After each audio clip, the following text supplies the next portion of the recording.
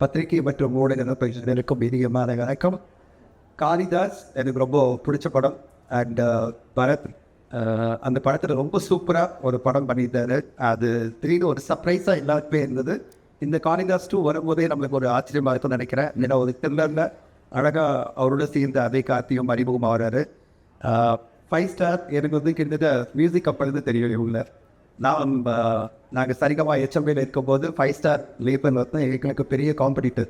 அப்போவே அவங்க எடுக்கிற எல்லா மியூசிக் ஆல்பமும் பெரிய ஹிட் ஆகும். அதே மாதிரி இன்றைக்கி 5 ஸ்டார் செந்தன் சார் டிஸ்ட்ரிபியூஷன் ஆரம்பிச்சு அவரோட படங்கள்லாம் இன்றைக்கி எல்லாருமே ஊடகங்களில் பேசுகிறது என்னென்னா 5 ஸ்டார் செந்தன் சார் டிஸ்ட்ரிபியூட் பண்ணாலே அந்த படம் பெரிய வெற்றி அப்படின்னு நினச்சி பார்த்தேன். ஒரு மியூசிக் லேபர் பண்ணும்போதும் வெற்றி கொடுத்துட்டு வந்தாங்கன்னா இப்போ டிஸ்ட்ரிபியூட் பண்ணும்போதும் அதே மாதிரி வெற்றி கொடுத்துட்டு வராங்கன்னு இப்போ அடுத்த கட்டமாக அவருடைய மகன் அறிமுகப்படுத்துகிறாரு. ஒரு முக்கியமான விஷயம் இங்கே சொன்னோன்னா, இந்த 5 ஸ்டார் நிறுவனத்தில் இருக்கிற 3 பார்ட்னருடைய மகன்களும் சினிமாவில் ஹீரோவாக இருந்தான். கல்யாண் சாருடைய பையன் இங்கே ஹரிஷ் கல்யாண் இருக்காரு.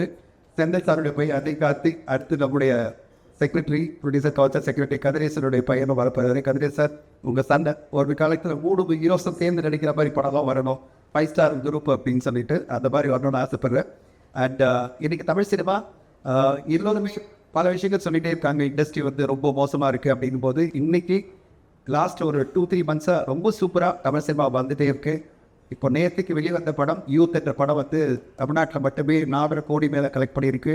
6 கோடி வேர்ல்டு வைட் கலெக்ட் பண்ணியிருக்கு. இந்த வீக்கெண்டில் 25 கோடி கலெக்ட் பண்ணோம். ஒரு சின்ன பட்ஜெட்டில் எடுத்த படம் 25 கோடி கலெக்ட் பண்ணோம் அப்படின்னும் போது வீக்கெண்டில் ஓவராலாக ஒரு 50 கோடி கலெக்ட் பண்ண சொல்லும்போது பார்க்கறதுக்கே சந்தோஷமாக இருக்குது.